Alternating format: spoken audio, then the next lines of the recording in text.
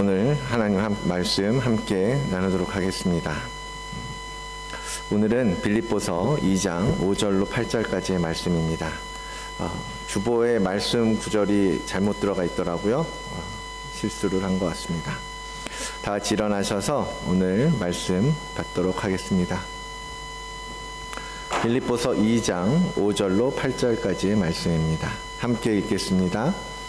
너희 안에 이 마음을 품으라. 곧 그리스도 예수의 마음이니 그는 근본 하나님의 본체시나 하나님과 동등됨을 취할 것으로 여기지 아니하시고 오히려 자기를 비워 종의 형체를 가지사 사람들과 같이 되셨고 사람의 모양으로 나타나사 자기를 낮추시고 죽기까지 복종하셨으니 곧 십자가에 죽으심이라. 아멘. 하나님의 말씀입니다. 다시 한번 오늘 말씀 위해서 기도하겠습니다. 하나님 감사합니다.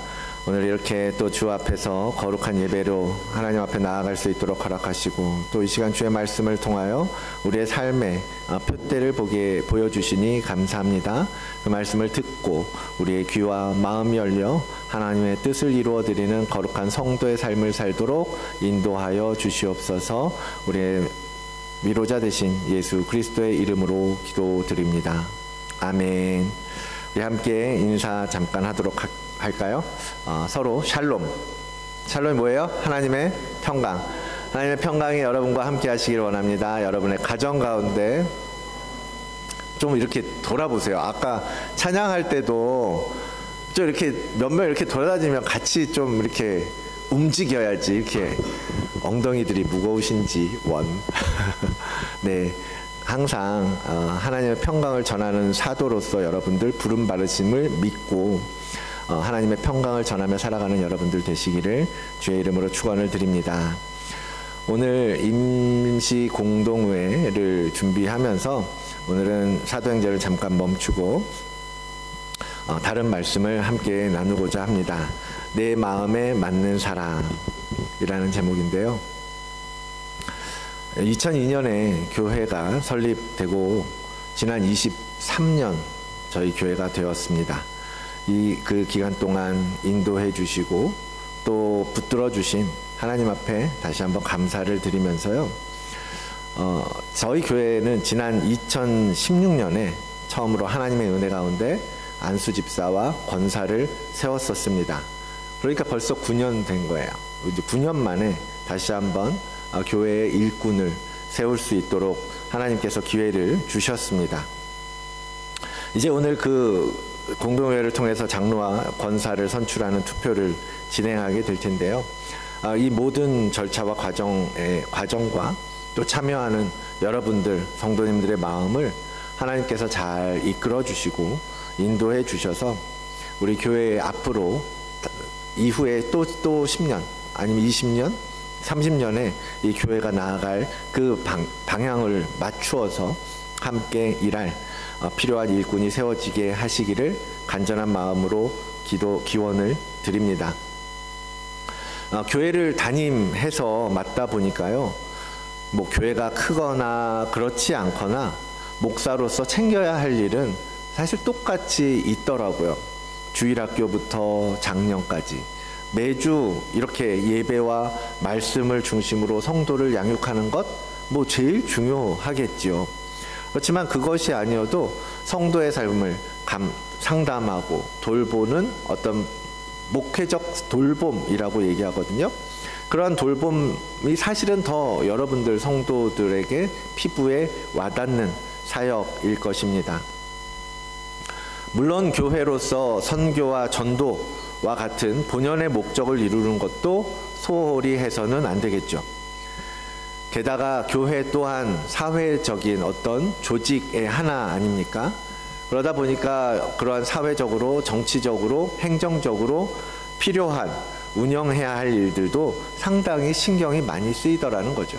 이 교회가 크거나 작거나 어떠하거나 그런 일들은 너무나 많은 일들을 챙겨야 하더라는 겁니다.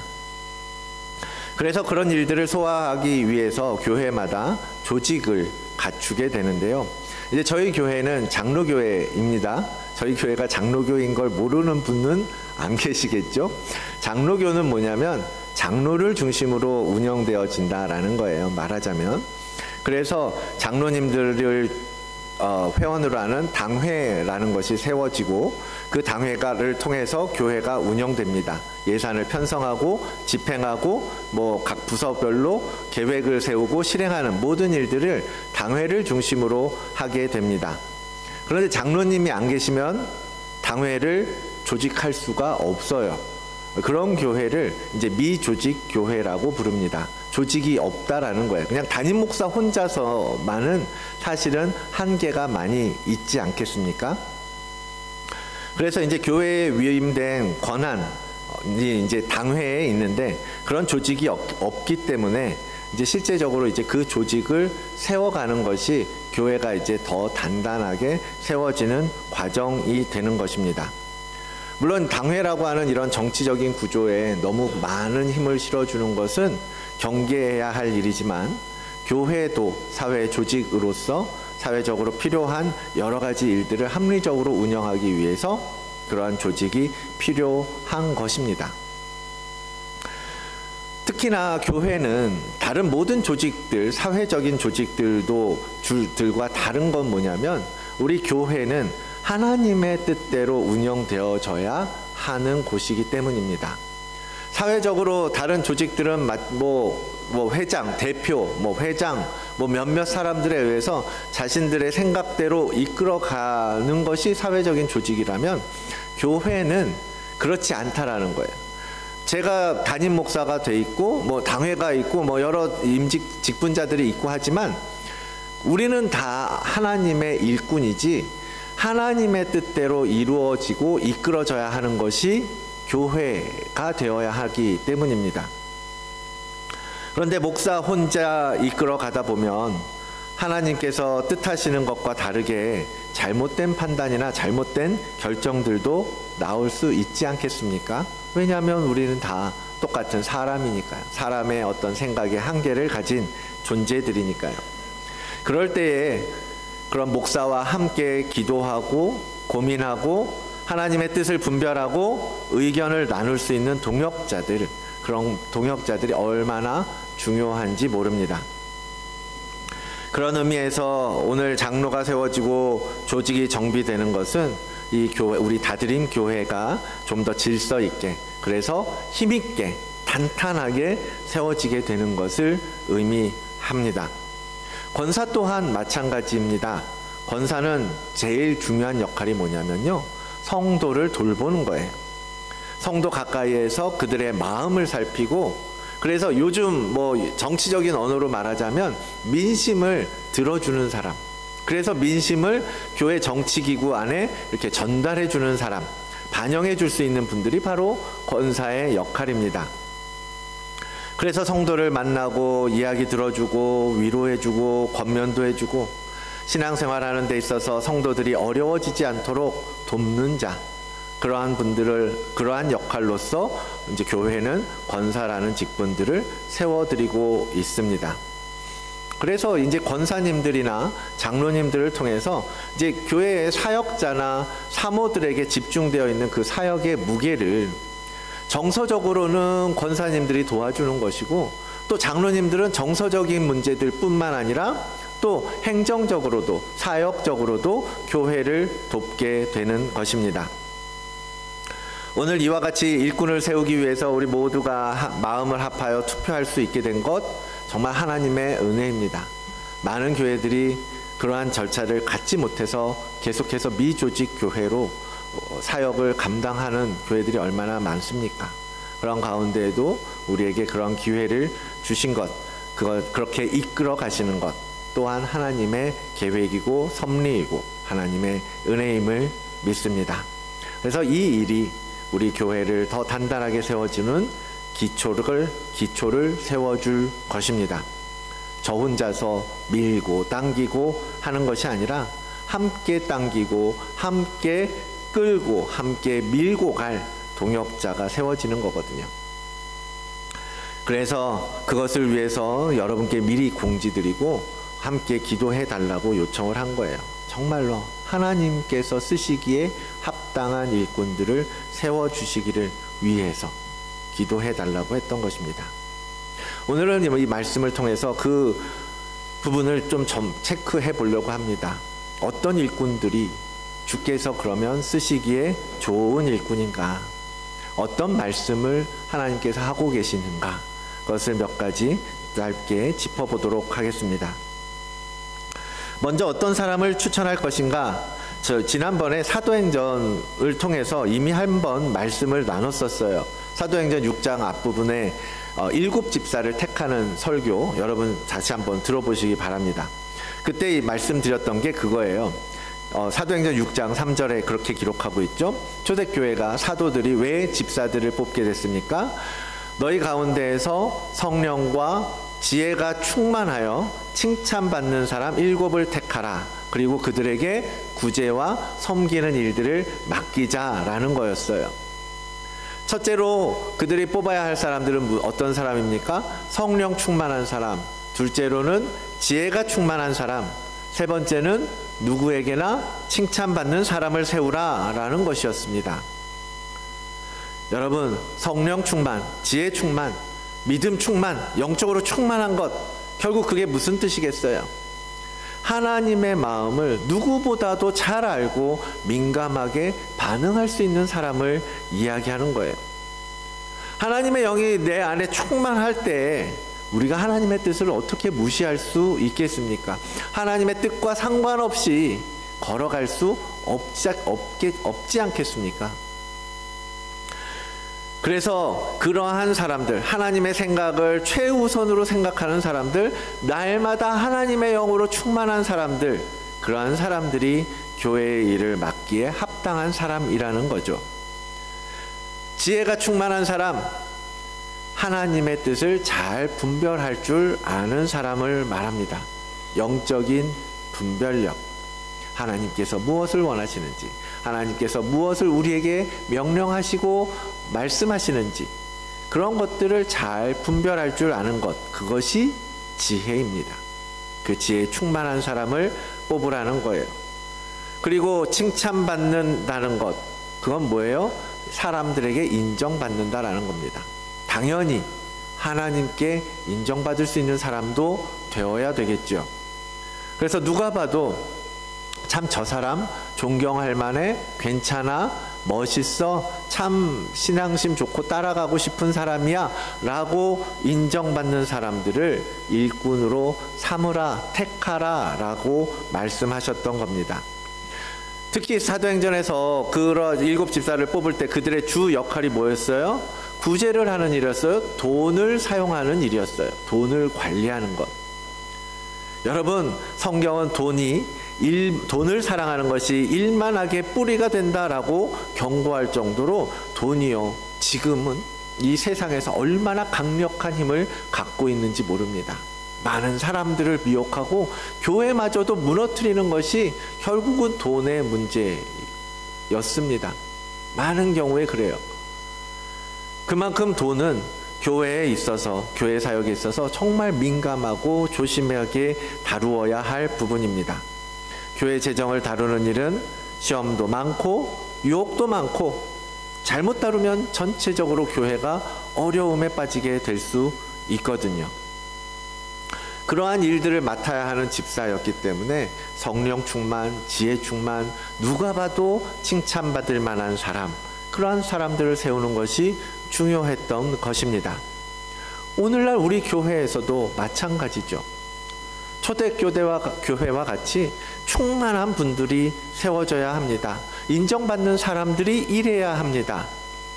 누가 이 일에 합당한 분들인가? 그래서 기도해 주시라고 부탁드렸던 거예요.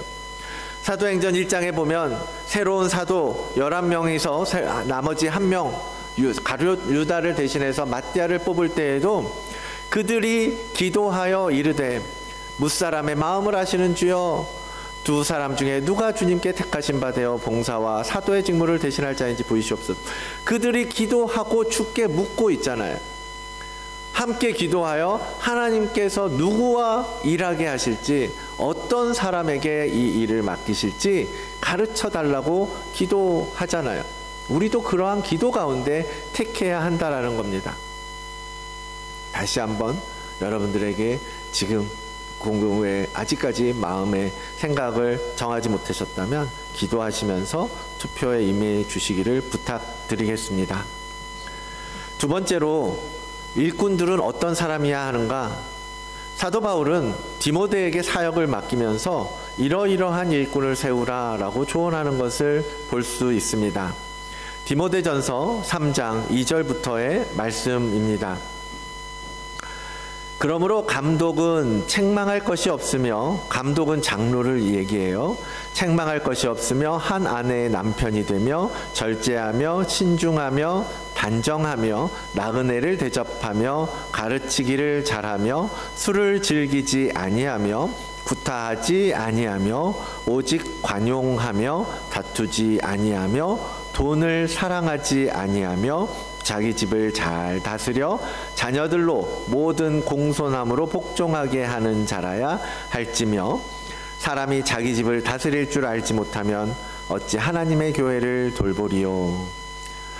이와 같이 집사들도 정중하고 일구이언을 하지 아니하고 술에 임박히지 아니하고 더러운 일을 탐하지 아니하고 깨끗한 양심의 믿음의 비밀을 가진 자라야 할지니, 이에 이 사람들을 먼저 시험하여 보고 그 후에 책망할 것이 없으면 집사의 직분을 맡게 할 것이요, 여자들도 이와 같이 정숙하고 모함하지 아니하며 절제하며 모든 일에 충성된 자라야 할지니라.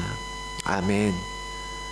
지금 이 구절을 하나하나 다 풀 수는 없지만 포괄적으로 정리하자면 뭡니까? 윤리적으로나 도덕적으로나 흠없는 사람에 대해서 언급하고 있다고 생각할 수 있습니다. 감독은 장로의 직분에 해당한다고 말할 수 있는데요, 그 장로의 삶을 볼 때 흠이 없어야 한다라는 거죠. 그리고 그것을 가정을 보면 알 수 있다라는 거예요. 어떤 가장으로서 가정을 세워왔는가를 보면 어느 정도 짐작할 수 있다라는 거죠. 말씀에서 써 있는 것처럼 자기 집을 다스릴 줄 모르면 어떻게 교회를 돌보겠습니까? 너무나 상식적이죠. 집사의 자격, 권사의 자격 모두 마찬가지죠. 사람들에게 책망받지 않고 충성된 사람이어야 합니다. 그런데 사실 이 시대에 우리가 살다 보면 그렇게 완벽한 사람은 잘 만나기 힘든 것 같아요. 요즘 한참 한국도 새로운 정부가 들어서고 새로운 장관을 인선한다고 청문회도 하고 그러잖아요. 그걸 보면 저 사람은 괜찮겠네 라고 생각했던 사람들도요, 청문회 보면 어디서 그렇게 흠집을 찾아내는지 난리가 나지 않습니까? 문제없는 후보가 없을 정도죠. 그럼 누가 일하겠습니까? 그런 것들이 사실 욕심을 가진 인간들의 죄성 때문이죠. 그런 죄성을 가진 우리는 죄인이기 때문입니다. 그래서 교회에서는 완벽한 사람을 찾기보다는 뭘 봐야 되냐면요, 물론 문제 없고 정말 흠 없고 그런 사람이라면 얼마나 좋겠습니까? 그러나 그렇지 못하더라도 약간의 흠이 있다 해도 그러한 잘못에 대해서 하나님 앞에 회개할 줄 아는 사람, 그리고 그 잘못을 시인하고 사람들에게 잘못을 사과할 수 있는, 그리고 그 잘못된 길에서 돌이킬 줄 아는 사람이라면 어떻겠습니까? 그런 사람이라면 충분히 하나님의 일을 감당할 수 있으리라고 믿습니다. 성령 충만한 사람들은요, 사실 잘 실수하지도 않겠지만 그러한 실수가 있었다 할지라도 거기서 돌이킬 용기 또한 지닌 자들이라는 거예요. 그래서 첫 번째 조건이었던 이 성령 충만, 지혜 충만한 사람들, 그런 사람들은 두 번째 조건이었던 삶의 문제들, 도덕적인 모습에서 그 열매가 나타나게 되어 있습니다. 그것을 우리가 잘 알 수 있는 것이 성령의 열매, 그렇죠? 삶 속에서 성령의 열매를 찾아볼 수 있는 사람, 그들을 통해서 하나님께서 교회를 세워가실 것입니다. 특히 성령의 열매 가운데 중요한 성품으로서, 일꾼으로서 중요한 성품을 들자면 충성이라는 덕목을 이야기할 수 있습니다. 고린도전서 4장 이렇게 말씀하십니다. 사람이 마땅히 우리를 그리스도의 일꾼이요 하나님의 비밀을 맡은 자로 여길지어다. 그리고 맡은 자들에게 구할 것은 뭐라고요? 충성이니라. 맡은 자에게 구할 것은 충성이니라. 충성스러운 자들이 그 일을 맡아야 한다라는 거예요. 충성이라고 번역하고 있는 이 헬라어의 원어는 피스토스라는 단어입니다. 그 말의 원래 의미는 믿고 신뢰한다라는 뜻이에요. 믿음과 충성이 같은 단어라는 겁니다. 그 단어의 어원은요, 페이도라는 말인데요. 그 의미는 뭐냐면 확신을 갖고 있는 것을 뜻해요. 그래서 충성을 말할 때 우리는 무엇을 생각할 수 있느냐? 그 충성은 믿음에서부터 비롯되는 것이고, 믿음은 그 명령을 주는 자에 대한 확신, 신뢰를 바탕으로 해서 나온다라는 것을 우리는 알 수 있는 겁니다. 즉, 교회를 세워갈 일꾼들은 하나님에 대한 확신을 가지고 하나님 앞에 충성된 자여야 한다라는 거예요. 하나님을 잘 믿는 사람, 하나님의 말씀 앞에 확신 있게 서는 자들. 우리가 잘 아는 것처럼 충성이 가장 중요한 곳이 어디예요? 군대잖아요. 전쟁할 때 충성이라는 덕목을 가장 중요하게 핵심적으로 이야기하는데, 군인들이 그 대장의 명령에 대한 확신이 없으면 전쟁을 어떻게 수행하겠습니까? 그 대장을 믿고 신뢰하는 병사들만이 전쟁에 나가 싸울 수 있지 않겠습니까? 그와 같이 하나님의 말씀에 전심으로 충성하는 자들이 교회를 세우라고 하는 하나님의 명령, 말씀대로 순종하라고 하는 그 명령, 성도를 바른 길로 인도하고 약속의 땅까지 이끌어 가라고 하는 그 명령들을 제대로 수행할 수 있는 것입니다. 그리고 하나님은 그런 자들에게 이렇게 복을 주시겠다라고 약속하십니다. 내가 죽도록 충성하라. 그리하면 내가 생명의 면류관을 너에게 주겠다라고 말씀하시는 거예요. 약속하시는 거예요. 맡은 자들에게 충성을 요구하는 것은요, 여러분, 부담이고 힘든 일이고 그런 것이 아니라요, 사실은 하나님께서 우리에게 생명의 면류관을 주시기 위해서 초청하는 초청과 같은 것입니다. 내가 너에게 면류관을 주기를 원해. 그러니 내가 너희가 나에게 충성했으면 좋겠어 라고 우리에게 말씀하시는 것입니다. 교회를 섬기고 하나님을 위하여 헌신하는 것, 여러분 즐거운 마음으로, 충성된 마음으로 따라가시기를 바랍니다. 그리고 그런 일꾼들, 하나님 앞에 믿음으로 충성할 수 있는 분들을 오늘 택해 주시기를 바랍니다. 그와 같은 충성된 종, 우리가 누구를 예로 들 수 있겠어요? 바로 그 아들이신 예수 그리스도 아닙니까? 예수님은 아버지의 명령을 따라 신의 자리에서 내려와 그 하찮은 인간의 몸을 입고 십자가를 지셨습니다. 모든 인간의 죄를 홀로 담당하시기 위하여 가장 낮고 가장 천한 자리로 오신 것입니다. 왜요? 하나님 아버지에 대한 온전한 신뢰, 그분의 뜻이라면 내가 충성하겠습니다. 아버지, 제가 가겠습니다 라고 했던 거예요. 오늘 본문으로 주신 말씀 우리 다시 한번 같이 읽어볼까요? 시작.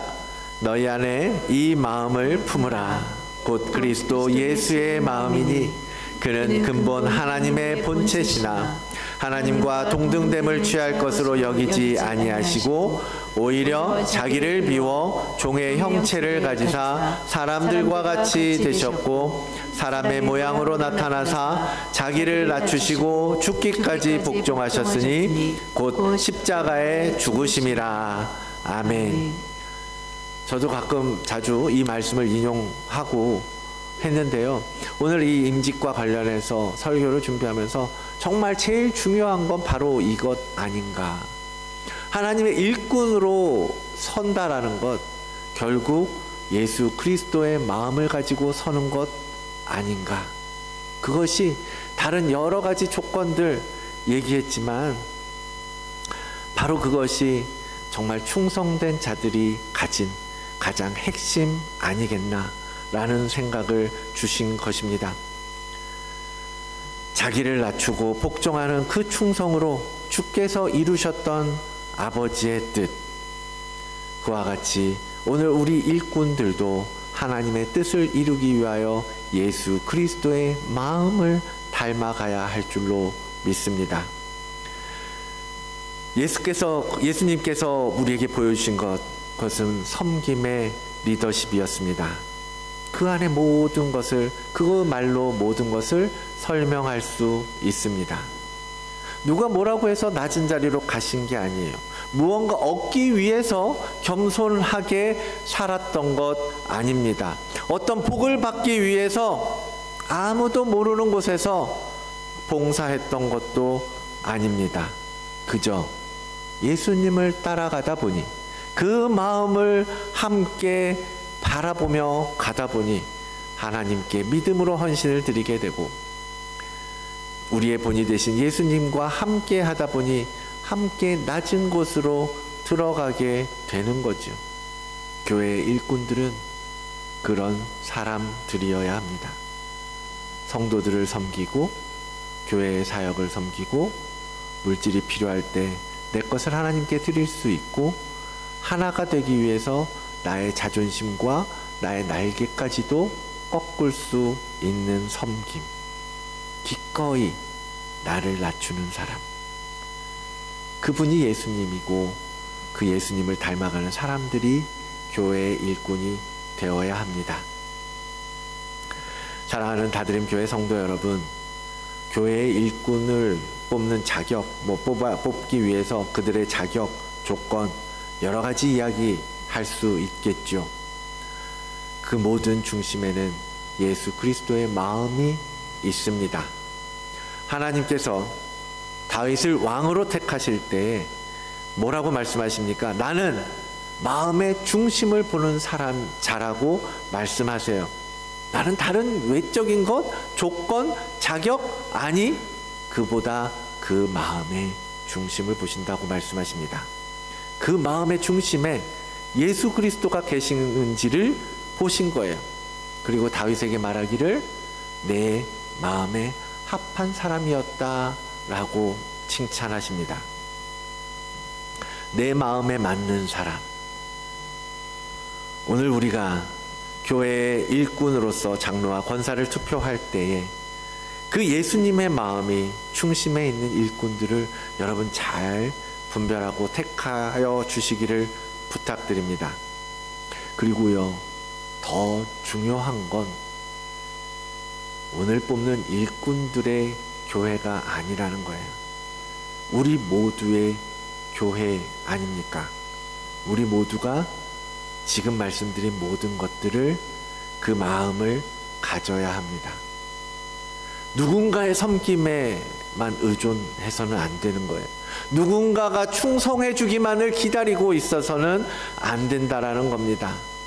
여러분이 그 한 사람이 되어지도록 여러분의 믿음의 생활을 더해 가셔야 한다라는 겁니다.